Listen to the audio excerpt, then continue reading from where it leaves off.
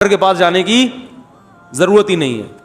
سنا مکھی میں ہر بیماری کی شفا ہے. تو اب کورونا میں بس سنا مکھیاں کھلا کھلا کے باقی ساری ویکسین جو تیار ہو رہی ہے یہ جو دنیا یہ سب, یہ تو نبی نے نہیں ایسے کیا. اگر حدیث کا یہ مطلب ہوتا تو صحابہ کرام ہر گھر میں کلونجی رکھ لیتے, اور جب اسلامی حکومتیں قائم ہوئیں تو جو میڈیکل کالج کھلے ہیں اس زمانے میں وہ سارے آگ لگا کے بند کر دیتے. نہ کوئی حکیم ہوتا نہ ڈاکٹر ہوتا, بھائی ہر بیماری کے لیے کیا ہے کلونجی. جیسے وہ ایک حکیم صاحب تھے, ہر ایک کو کیڑوں کی دوا دیتے تھے. وہ جو بھی آتا نا حکیم صاحب, بھائی کیڑوں کی دوا, پیٹ میں درد ہے کیڑوں کی دوا. سنا یہ ہے, سنا بھائی آپ نے, آپ کو مزہ نہیں آئے گا. پھر جس نے نہیں سنا اس کو اس میں مزہ آئے گا. ہر ایک کو کیا دے رہے ہیں, کیڑوں کی دوا. ایک دن ایک آدمی درخت پہ چڑھا, نیچے گر گیا, ہڈی ٹوٹ گئی. حکیم صاحب کے پاس لے کر حکیم صاحب نے کیڑوں کی دوا دی. لوگ کہنے یار اس کا کیڑوں سے کیا تعلق ہے, ہڈی ٹوٹی ہے. حکیم صاحب نے کہا کیڑا تھا تبھی تو چڑھا تھا درخت پہ.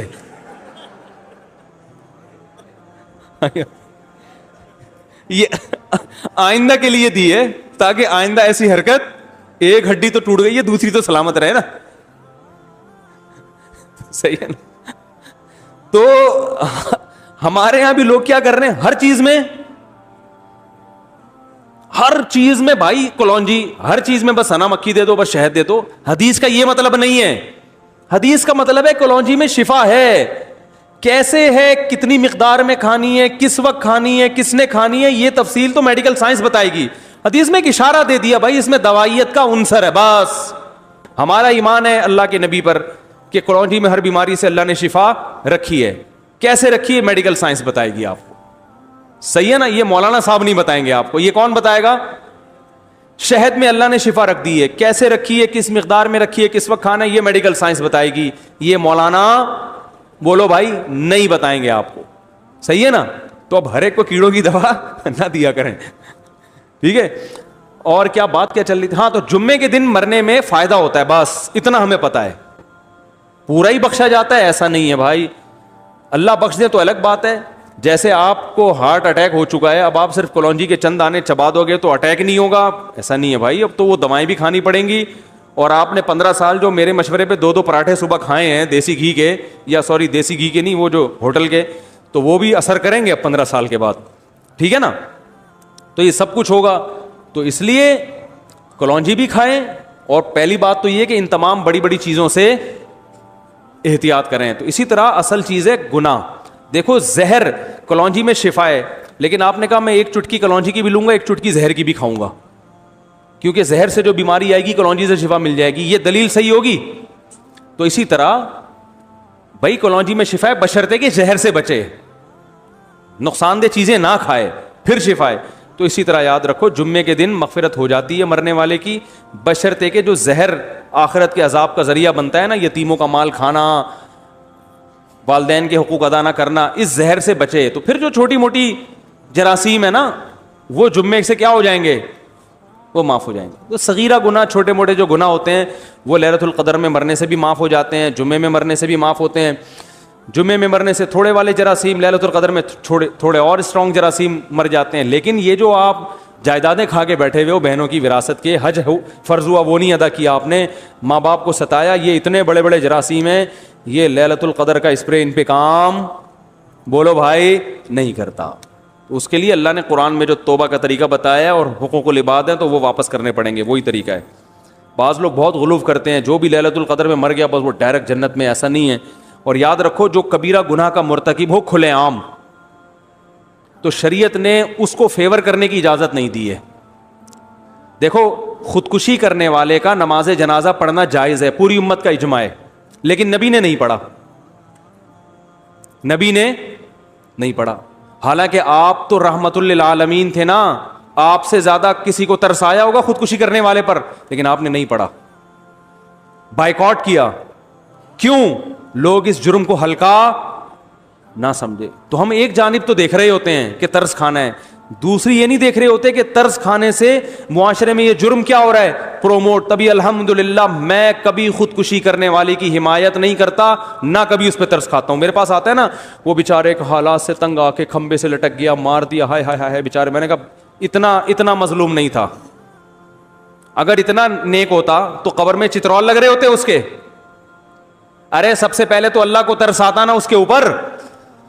حدیث میں آتا ہے جو خودکشی کرتا ہے برزخ میں وہی عذاب اس کو قیامت تک دیا جائے گا. یہ جو ابھی بالی ووڈ کے ایکٹر نے خودکشی کی ہے نا رسا لٹکا کے, تو حدیث کے مطابق آپ اس کی لاش کو جلائیں یا نہ جلائیں, قبر میں دفنائیں, جو بھی کام کرتے ہیں, ہمارے نبی نے ہمیں یہ بتایا ہے کہ قیامت کا عذاب بعد میں, قیامت تک یہ اسی طرح اپنے آپ کو پھندے سے لٹکا کے مارتا رہے گا. اللہ اس میں جان ڈالیں گے, برزخی زندگی میں ہوتا ہے یہ کام, باڈی کو نہیں پتا چلتا. اس پر ایک پورا بیان میرا تفصیل سے ہو چکا ہے. برزخ میں اللہ اس کی روح کو جسم دیں گے, اسی طرح اللہ کہیں گے لٹکو, مارو اپنے آپ کو, تڑپے گا, مرے گا, پھر پھندا لٹکے گا. حدیث میں آتا ہے جس نے پہاڑ سے گرا کے اپنے آپ کو مارا تو قیامت تک اللہ اس کے لیے پہاڑ قائم کرتے رہیں گے, وہ اس پہ گرا کے اپنے آپ کو مارتا رہے گا, مرے گا, پھر اللہ زندہ کریں گے, پہاڑ پہ چڑھائیں گے, پھر گرائیں گے اس کو, قیامت تک یہ عذاب ہوتا رہے گا. تو خودکشی کرنے والے پہ کبھی ترس نہ کھایا کریں, یہ جرم ہے, اور پاکستانی قانون کے حساب سے بھی جرم ہے. خودکشی کرنے والا اگر بچ جائے اس کے خلاف FIR کٹوائی جا سکتی ہے, اریسٹ ہو جائے گا فوراً.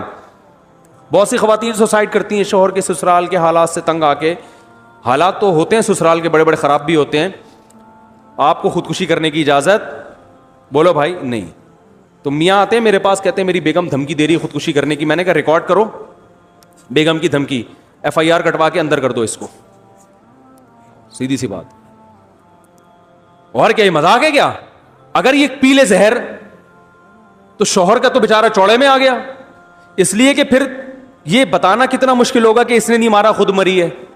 پھر اگر مر گئی تو پھر وہ ایک نئی ٹینشن کھڑی کہ اس نے اتنا ٹارچر کیا ہوگا کہ بیچاری نے اپنے آپ کو مار لیا. تو کوئی بھی غم ہو آپ کو اپنے آپ کو قتل کرنے کی اجازت نہیں ہے. شوہر اتنا بڑا ظالم ہے, طلاق لو بھائی, اس سے خلا مانگو, گھر سے بھاگ جاؤ. اگر ظالم ہو ایسا نہ وہ بھاگ جائے بلا وجہ, کوئی اتنا ٹارچر کر رہا ہے تو بھاگنے کا آپشن ہے آپ کے پاس, گھر سے بھاگ جائیں, آپ کہیں بھی جا کے پناہ لے لیں. مارنے کی اجازت نہیں ہے, اپنے آپ قتل نہیں کر سکتے آپ.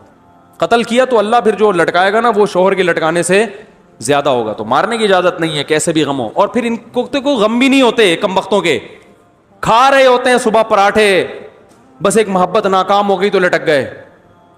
چلو سسرال تو ٹینشن دیتا بھی ہے نا, اداکاروں کو کیا ٹینشن ہوتی ہے بھائی, تمہارے پاس عزت بھی ہے, تمہارے پاس دولت بھی ہے, تم نے چاند پہ زمینیں خرید کے رکھی ہوئی ہیں, یا خریدنے کی باتیں کر رہے ہو, مجھے نہیں پتا خریدی ہیں یا خریدنے کی باتیں تھی. تو اتنے آپ ہائی پروفائل آدمی ہو اور آپ غموں سے پتہ نہیں کون سے غم آپ کے لگ گئے کہ آپ لٹک کے ہلاک ہو گئے. اس کا مطلب آپ لوگوں میں عدم برداشت پیدا کر رہے ہو. نہیں آ رہی بات سمجھ میں؟ آپ لوگوں کو بزبان حال لٹکنے کی ترغیب دے رہے ہو, یا آپ نے جرم کیا ہے. اس لیے یہ آپ کی روح امن میں رہے, شانتی میں رہے, یہ بالکل ضرورت نہیں ہے. صرف آپ اتنا بول سکتے ہو بھائی کہ جو ہے نا یہ ہمیں افسوس ہوا کہ یہ لٹک گئے, لیکن اچھا کام محترم نے نہیں کیا, اور اس سے لوگوں کے حوصلوں کو کیا کیا ہے, پست کیا ہے. نوجوانوں کو لٹکنے کی ترغیب دی ہے, غلط کیا. اگر یہ دوبارہ زندہ ہو کے آ جائے FIR کٹوا کے ہم تھانے میں